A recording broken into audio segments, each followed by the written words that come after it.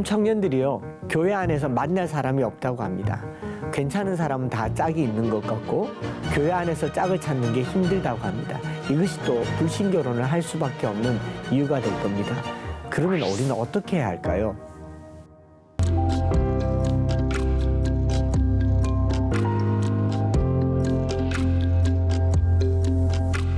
자녀를 키우다 보면 언젠가 이런 순간이 올 겁니다. 어머니, 아버지, 결혼할 사람이에요 하고 누군가를 데려왔어요. 언제 커서 이렇게 결혼할 사람도 데려왔나 흐뭇하시겠죠? 궁금한 마음에 이것저것 물어보는데 정작 가장 중요한 신앙, 믿음이 없다고 합니다. 이런 소리를 들으면 여러분들은 어떻게 하실 것 같습니까? 자녀가 불신자랑 결혼한다면 여러분들은 허락하실 건가요?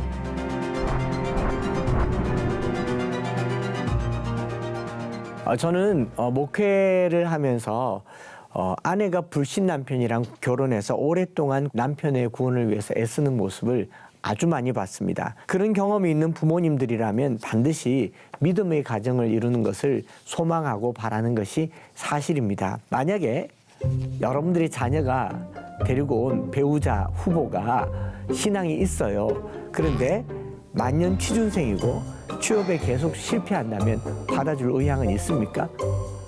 신앙 안에서 결혼을 원한다고 하지만 저는 믿음도 있었고요. 저는 학력도 나쁘지 않았습니다. 그런데 결혼할 때 반대하는 결혼을 했어요. 저희 장인 장모님은 장로님 권사님이시고 저희 처남은 목회자였는데요. 믿음으로 결혼하는 저희 두 부부의 결혼을 딱히 환영받지 못했던 경험도 있거든요. 그 이유가 각각 다르더라고요. 제가 믿음이 있는데도 말이죠. 저희 장인어른은 딸에게 음악을 시켜서 목회자 후보생에게 시집 보내는 것이 탐탁지 않았고, 저희 장모님은 저를 처음 보는 첫 순간에 사람이 너무 작다, 그게 결혼 반대의 이유가 되기도 했고, 아내의 오빠는 목사님이셨는데도 불구하고 제가 목회자가 될 것이라고 알고 있는데도 불구하고 돈이 너무 없다, 가난하다는 이유로 반대를 했습니다. 부모님들은 반드시 믿음이 있는 며느리, 믿음 있는 사위를 데리고 오면서 플러스 알파가 또 붙어 있더라고요.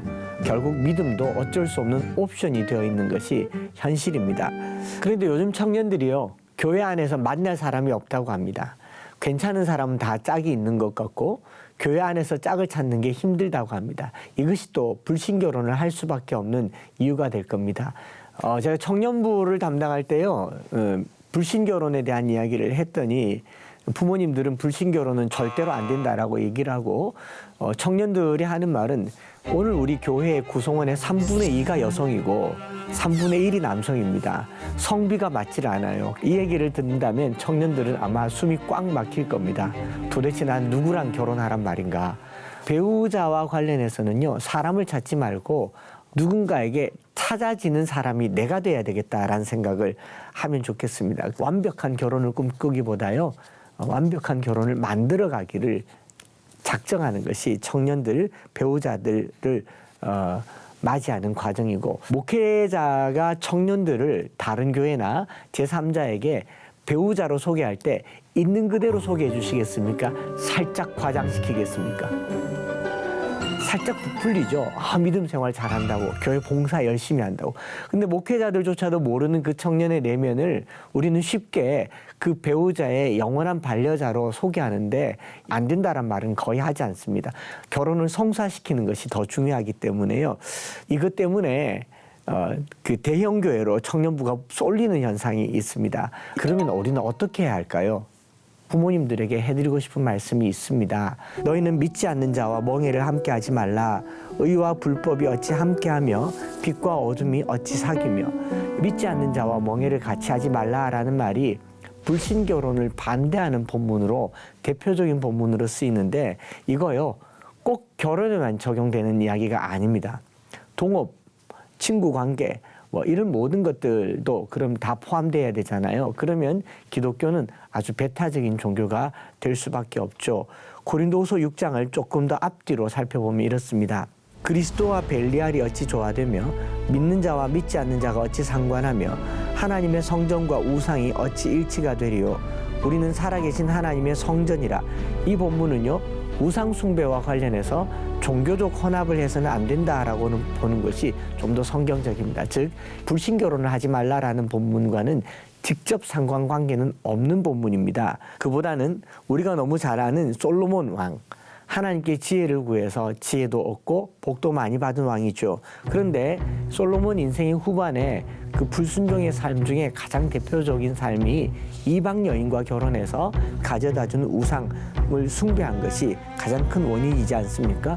열왕기상 11장 4절에 솔로몬이 나이가 많아 늙었을 때에 그 아내들이 그의 마음을 돌려 다른 신들을 따르게 하였으므로 그의 마음이 그 아버지의 다윗의 마음과 같지 아니하여. 솔로몬이 이방 여인과 결혼한 그 배경, 700명의 아내와 300명의 첩을 둔 배경은요, 솔로몬이 여인을 너무 밝혀서 탐해서가 아니고 사실은 고대 사회의 통일 이스라엘 왕국이 인근 주변 국가들과 평화를 유지하고 그들과 무역 관계, 소위 말해서 비즈니스 관계로 아내들을 데리고 오는 경우가 많죠. 그래서 그렇게 데리고 온 아내들은 정기적으로 솔로몬을 이용해서 이방신을 섬기게 함으로 우상 숭배로 전락해버리는 악한 경우가 되는데, 그렇기 때문에 이방 여인과 결혼해야 되나 말아야 되나를 어떤 성경적인 기준으로 딱 정하기는 굉장히 어렵습니다. 통계적으로 불신 결혼을 하면 신앙 안에 들어오는데 많은 시간이 걸리고 또 그만큼의 많은 어려움과 갈등이 있는 것은 사실이지만 그것이 두려워서 결혼을 반대할 이유까지 있느냐라고 하는 것이죠. 여러분 다르게 한번 생각해 보십시오. 길거리에 나가서 모르는 사람도 복음 전하는데 제 발로 예수 믿는 집에 굴러 들어오는 것을 차버릴 이유가 있겠습니까? 믿지 않는 사위와 며느리, 예비 사위, 예비 며느리가 집에 들어왔다. 부모님들이 거기에 탐탁지 않은 마음을 눈꼽만큼도 가져서는 안 됩니다. 전혀 모르는 사람들에게도 복음을 전하잖아요. 복음을 전할 때 어떻게 해야 합니까? 환하게 밝은 미소를 가지고 어떤 손해도 내가 감내할 것 같이 그들을 환대합니다. 그러면 우리 집에 전도 대상자가 들어왔다 생각하면 어떻게 해야 될까요? 극도로 환대해야 되고, 그리고 그가 예수 믿는 사람이 이렇게 다르다는 것을 삶으로 보여줘야 됩니다. 여기 중요한 것은요, 우리는 자녀들의 배우자가 얼마나 믿음이 좋은가를 묻지만 내 자녀가 얼마나 믿음이 좋은가를 물어보질 않아요. 내 자녀가 얼마나 믿음이 좋은가가 그 자녀가 데리고 올 배우자보다 훨씬 더 중요합니다. 좋은 배우자를 찾는 것보다 먼저 자녀가 믿음 있는 자녀로 자랄 수 있도록 가정에서부터 신앙의 토양을 만들어줘야 될 것이 필요하다고 생각합니다. 아내와 함께 읽은 책 중에 결혼 건축가라고 하는 책의 제목이 있습니다. 결혼은 건축하는 것이죠. 만들어 놓은 집에 들어가는 것이 아니라 함께 만들어 가는 것입니다. 길을 가다 보면 이런 표현이 있잖아요. 공사 중인 곳에 통행에 불편을 드려 죄송합니다. 더 나은 모습으로 찾아뵙겠습니다.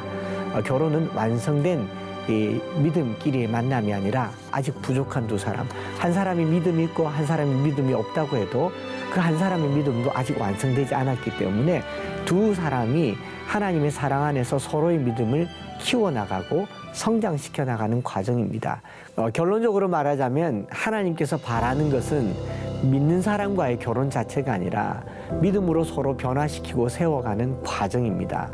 믿지 않는 사람을 배우자로 데리고 왔다고 해서 끝난 것이 아닙니다. 바로 그 순간부터 하나님은 그 사람에게 구원의 기회를 열어가고 계시는 것이죠.